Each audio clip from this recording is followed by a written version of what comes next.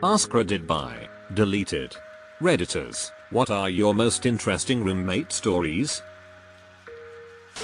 My South Korean roommate in college played StarCraft 2 not sure, well into the night.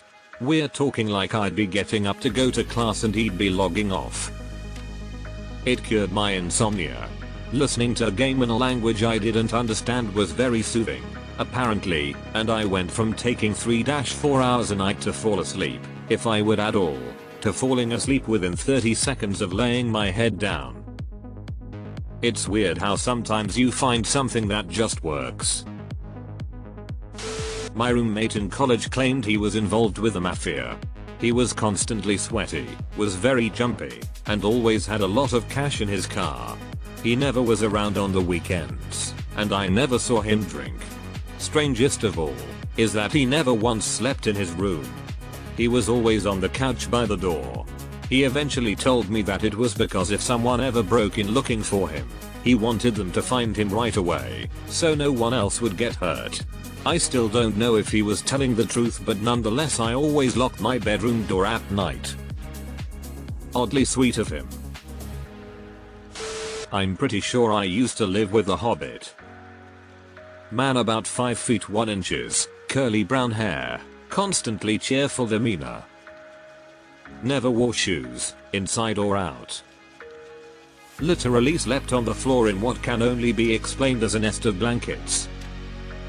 Started a garden and encouraged me to eat his tomatoes all the time. Would bring home samosas and other goodies, always giving me half just because.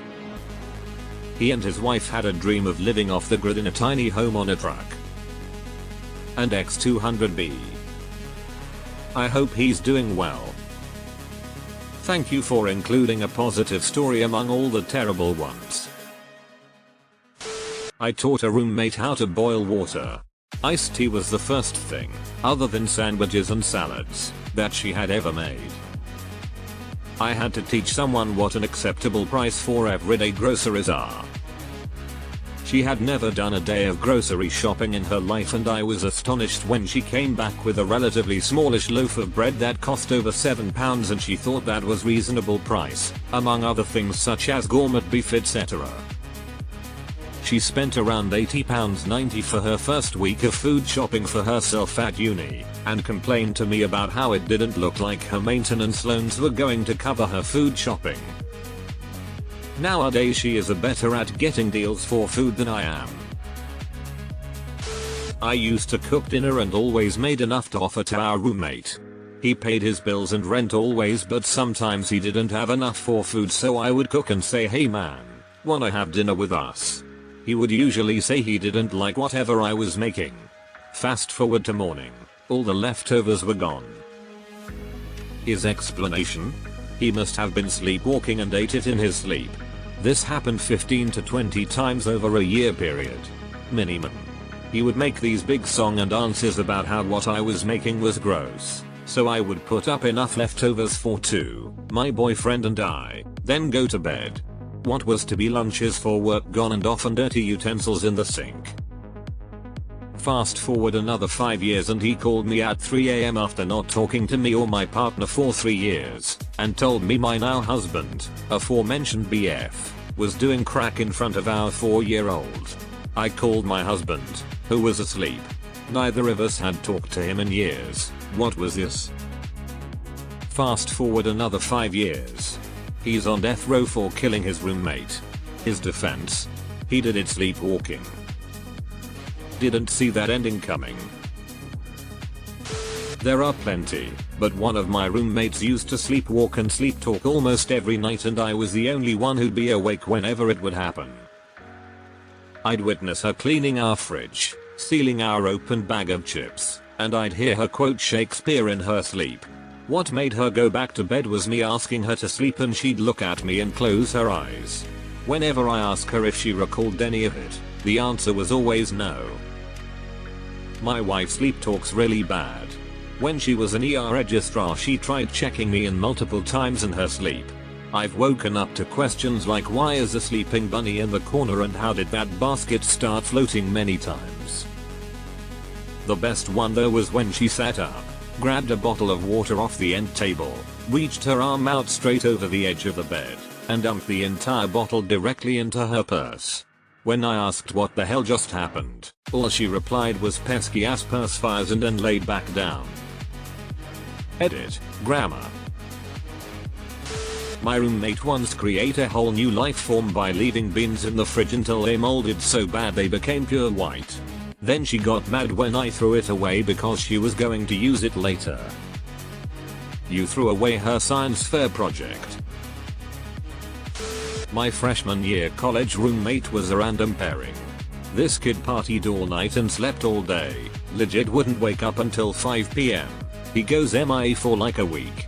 I call my mom because I'm not sure he's even alive. She searches to see if he has been arrested. Before she can call me back, the cops are knocking at our door and ask, "Have you seen?" and I say no. Mom calls me back a few minutes later. He had been booked for robbery at a convenience store which was in our dorm building. He tried to hide in an air vent. He made the front page of the campus newspaper, was expelled, and I got the whole dorm to myself for the rest of the fall and spring semester. Dorm roommates fucking off and getting the whole room to yourself is a best case scenario a lot of times. Deleted. How was he getting dates? Came home from my first day of classes to poop everywhere. Toilet seat, tile, bath mat, toilet paper holder, sink, carpet. Had a long discussion. Not acceptable. Happened again. Took 6 weeks to get her out. What was her rationale for it? Was she super sick and couldn't get to the toilet in time? And then decided not to clean it up? She was majorly depressed. She worked a lot and for very little money, so she would mostly come home and lock herself in her room. At some point, she stopped cleaning or doing laundry. She worked at a child care center, and at some point contracted impetigo. Gross, but treatable. She wouldn't get it treated, however, because it was too expensive. So I lived in fear I would contract it, let alone the other kids she was watching.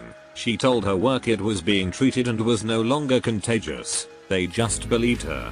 She had these massive, crusty patches all over her face and just didn't care. After 5 whole weeks, she finally went to the doctor. Things were tense until her mom came to visit a few weeks later and convinced her to be committed. She had been sending suicidal messages to her mom every day for weeks. Her mom paid her rent for the next 3 months until the lease was up, and she moved back home. Never spoke again. Hope she is doing better. I feel so bad for her. I know what this kind of depression is like. It's a very dark place. I hope she is living a brighter life now. We met when we showed up for dorm room assignments our freshman year of college. Almost 50 years later, we are still the closest of friends. I recently attended his daughter's wedding. A grand affair, because he happens to be uber wealthy. At one point I found myself choking up, and it wasn't for the bride and groom, it was for John and me. How far we've come from that first awkward handshake a half-century ago. Same here. Freshman randomly assigned roommate. We talked all night the first day we met, 32 years later, and we're still thick as thieves. My college roommate didn't know how to do laundry before we started school. We had a community washer and dryer on our floor. Probably the 3rd week of school, I went down to get a soda from the machine and I walk in and there are bubbles 4 inches deep on the floor. My roommate walks in behind me to check his laundry. He had put 3 full scoops of Tide in the washer with his load. I had to take him to an off-campus laundromat to wash all of the excess soap out of his clothes. My wife had a roommate whose clothes smelled bad all the time. But they would do laundry together, so they knew that she washed her clothes, but they smelled like they weren't. Until one day when they were shopping together, and the roommate said that she had to buy laundry detergent, and then picked up some Downy soft fabric softener. My wife asked her if she was also going to get detergent, and the roommate replied, "I just did." My wife tried to convince her that fabric softener is not soap, and wouldn't clean your clothes, and the roommate was adamant. "This is what I've always used, and it works great. My wife tried to be nice about how it didn't work, and that her clothes didn't smell good after a day, when the downy scent would wear off, but nothing she said made a difference. I hope that when the roommate got married 12 years ago, her husband was able to convince her to use actual detergent for her clothes. My first ever roommate freshman year of college was one of the most impressive people I had ever met. He had a great job that covered his cost of living and tuition. This is 2006, had his own place, was getting great grades in a tough program, and was with an amazing woman. I was super stoked when he offered to let me rent the second room. Over the next year I watched all that fall apart due to a sudden and overwhelming WoW addiction. I can still remember the time when I was trying to get him to log off because he was about to miss this long-standing, fancy night out with his GF. He looked at me with genuine remorse and said, "I can't." This is heartbreaking. I had a college roommate who was obsessed with CSI. She had a CSI pillow and sheets blankets. She refused to turn on any lights and kept all blinds shut. She hated light and would sigh loudly if I would turn the lights on to do anything.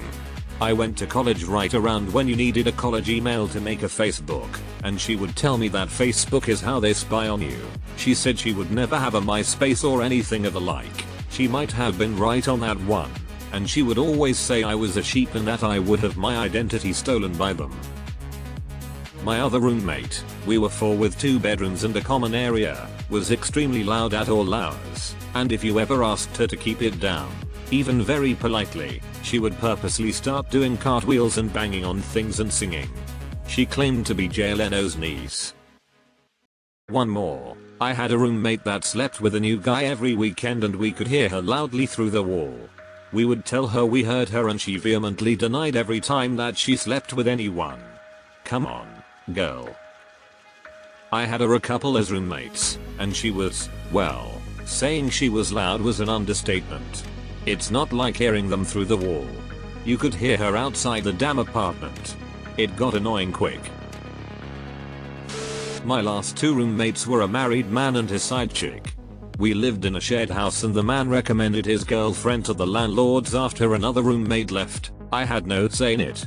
His wife lived and worked in Germany while we live in the US, so he easily got away with it. They were cool with me, but it was very uncomfortable to watch, especially since I met his wife when she came to visit him, before I knew about the girlfriend. He was so much meaner to his wife too. He'd complain about her cooking and make her cry, but with the girlfriend he was Mr. Nice and Mr. Helpful. I don't know if the girlfriend knew he had a wife or not. If it helps you feel better, because Gray is as close to a silver living as you get, I suppose. As soon as he leaves his wife he's probably going to swap the aprons and get a new side hustle and treat the GF like he did the wife. People like that don't change. They're just nasty people. Lived in a dorm with this Mormon guy who just came home from being a missionary. He was the most sexually repressed person I'd ever seen. This dude had never heard of masturbating. He'd stay up until like 2 in the morning looking at girls' Facebook photos and muttering, "Oh man, she's so hot." He was super creepy around women. He'd sit next to them and try and put his arm over their shoulders. He had real creepy, rappy vibes, and he also had some kind of fungus that stunk up the apartment, so I got the fuck out the next semester. He's heard about it. The sad thing is that starting from age 12 it's their bishop's job to hold private meetings with each child and ask them if they masturbate and remind them that they can't have a temple recommend if they do. They might just be asked if they follow the words of wisdom and then leave it at that, but at some time or another, they were told about not watching porn and not touching their little factories if they are male. The rules were changed a few years ago to allow one parent to accompany the child, but it's well known. I went to UC Santa Cruz, and when I was a junior, my housemate and I had a situation with our third housemate that left us in a bind where we needed to find a new third quickly before the first of the month when rent was due. We went on Craigslist and ended up with this on without parole. He said he was a hairdresser, and he actually was. Unfortunately that wasn't his only gig. We all lived together for 4 months. Things started going south pretty quickly and he kept having trouble coming up with the money to pay rent.